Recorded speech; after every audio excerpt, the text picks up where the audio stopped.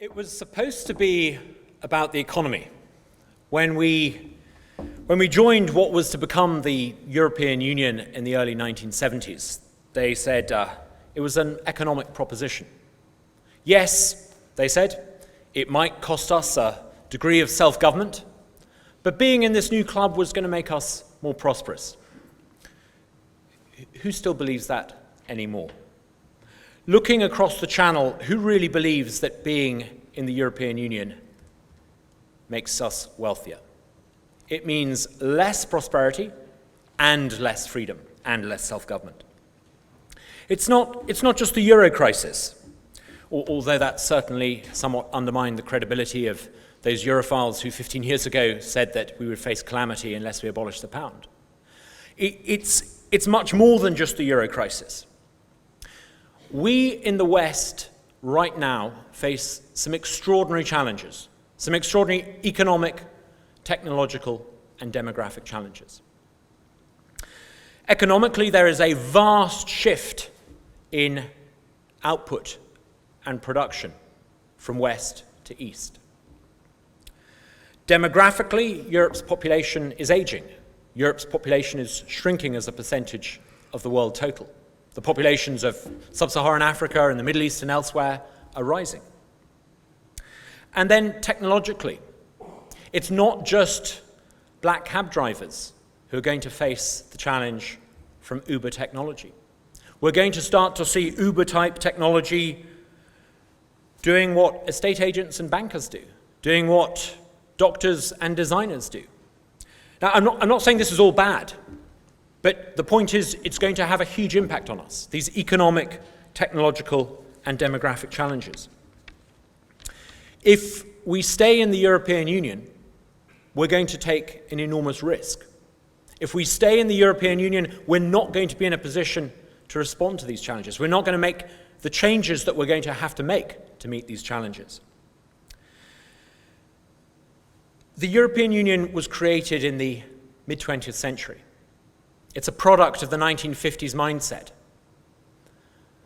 It's so outdated, it can't even control its own affairs. The European Union has lost control of its money. It's lost control of migration.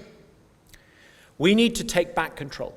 We need to leave the European Union and bring back control to this country. If we're going to have any chance of responding to these challenges that we face, we need to make sure that public policy is decided by a government that we elect, accountable to us, able to make policy not in the imaginary interests of 500 million people, but in response to the specific interests of the people of this country. Now, since the euro crisis began, not that long ago, 2006, 2007, I think it started. Since then, the output of China has increased by about 100%. The output of India has grown by, I think, about 80, 90%. The output even of Brazil and Mexico, who've had a few bumps along the way, is up by 40%. The output of the European Union has hardly shifted at all. The only indices that have increased in the European Union in that period are those that measure debt and unemployment. We're told by the Federalists, we're told by politicians in London, yes, there's a lot wrong with the European Union, but hang on, can't we change it? Let's sit down, let's reform it, let's change it from within. I've spent most of my adult life listening to ministers. I can't remember which party they're in, they all sort of blend into one, but different ministers saying that Europe can be changed, that somehow being in the European Union can mean something different to what it does today. And Margaret Thatcher believed that being in the single market would make the EU more open, more deregulated. It's done precisely the opposite. Douglas Hurd, I remember, when I was in my early 20s, said that the Maastricht Treaty was the high water mark of federalism. It was just the beginning. John Major said that Europe was coming our way. He said that if we were at the heart of Europe, we could somehow remodel Europe in our own image. And then Tony Blair, he set out what was then called the Lisbon Agenda. This was a program that they proudly boasted of at the end of the last century, beginning of this century, which they said was going to make Europe the most dynamic part of the global economy by 2010. It's extraordinary that now David Cameron is using almost exactly the same sort of talk. Somehow he's trying to convince us that he is going to do what none of those previous prime ministers manage, but it's only talk. 3 years ago, at the time of his Bloomberg speech, 3 years ago almost to the day, January 3 years ago, he outlined what he said, using high-flown language, was going to be fundamental change. He said that there was going to be radical action to make Europe more competitive, radical change so that we would repatriate control over crime and justice and social and employment law. We now know that it's unlikely he's even got a deal over the relatively minor issue of in-work benefits for people from Poland. I mean, isn't it extraordinary how petty and pathetic and unworthy that the Prime Minister of the United Kingdom's negotiating position is reduced to deciding whether someone who 3 years ago happened to be living in Warsaw, Poland, should get the same benefits as someone who happened to be living in Warsaw in the West Midlands? There is only one kind of EU membership on offer.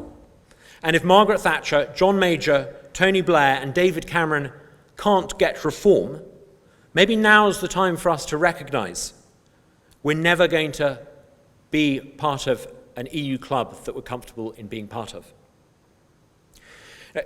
The European Union is not the free market club that Margaret Thatcher thought she was signing us up to. The single market is not about opening us up to trade, allowing free trade. Under the single market, you can only trade if you comply with a certain set of standardized rules. And who sets those rules? Who sets those standards? Who makes the regulations for everything? It's not done by benign technocrats wanting to make the world a better place. They'll have you believe that. No. They're drafted by lobbyists in Brussels, by corporate vested interests lobbying the European Commission and the European Parliament. If the EU was the common market that we thought we were joining, if it really was the common market that we thought we signed up to, business would spend their marketing budgets trying to persuade willing customers to buy their products at a price that they were happy to pay.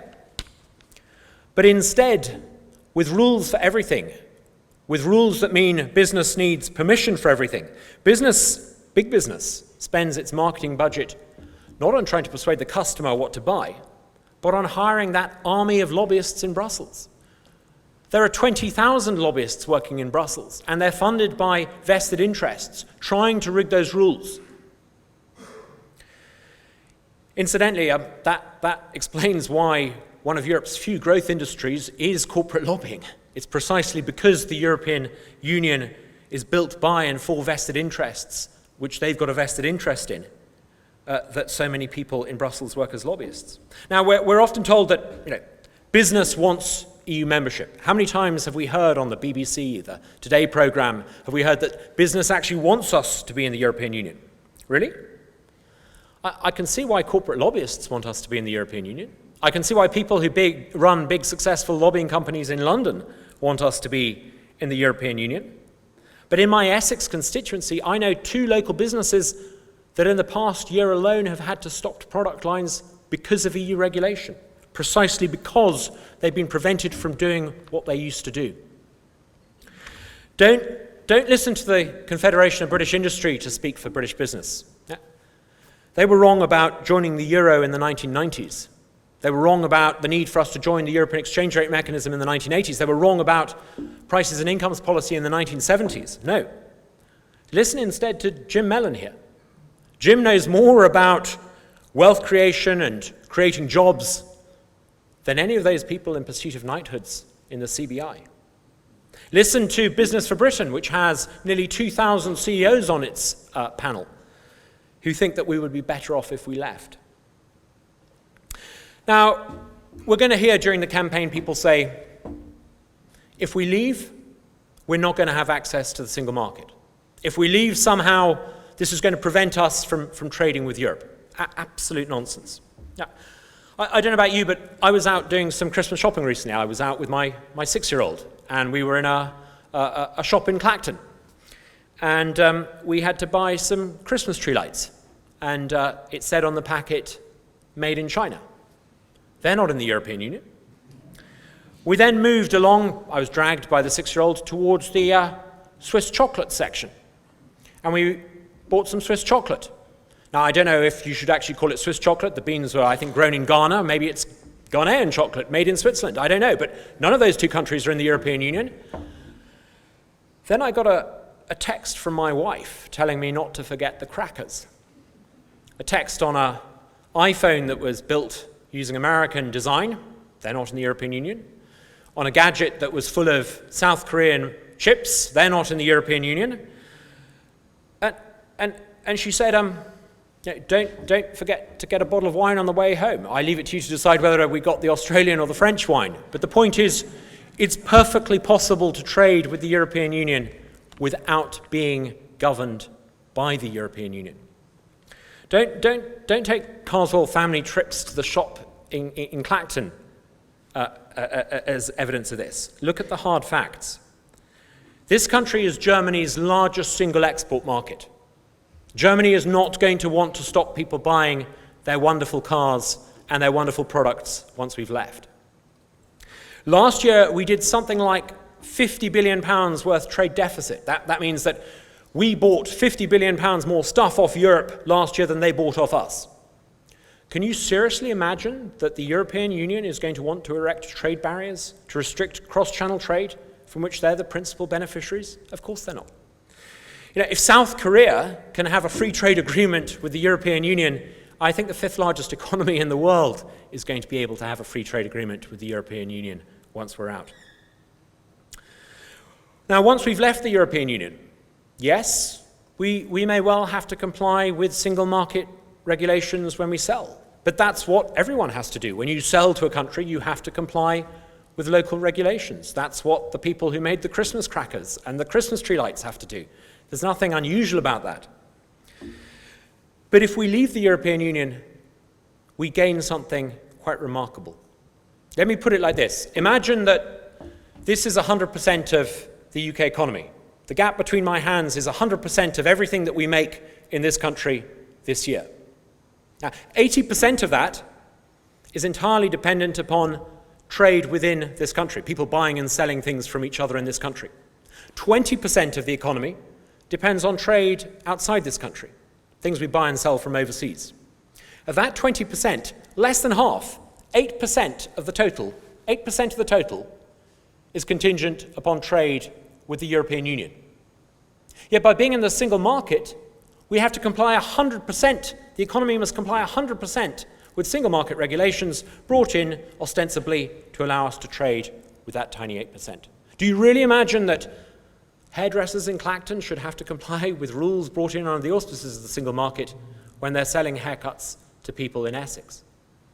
Being in the European Union foists upon us regulation that we do not need, regulation that is brought in at the behest of vested interests, and we would be freer and wealthier and more successful without it.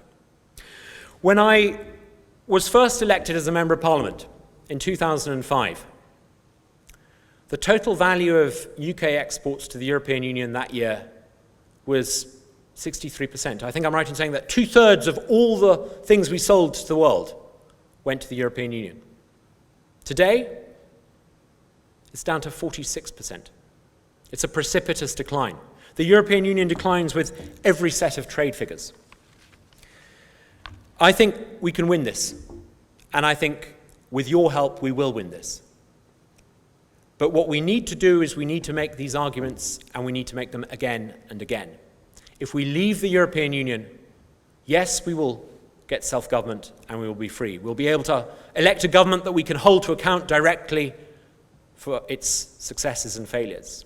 No longer will ministers be able to come back from Brussels and pretend they can't make any changes. No longer will your local council be able to blame some unseen EU directive for their inability to empty the bins.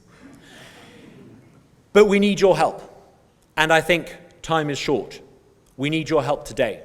After this, I'm going to be joining a group of us who will be out leafleting. can you also please sign up? Sign up to our campaign. Sign up to any campaign. June is not far away. October is not that much further away. This time next year, we could be out, but we're going to need the help of everyone here in this hall today to do it. Thank you.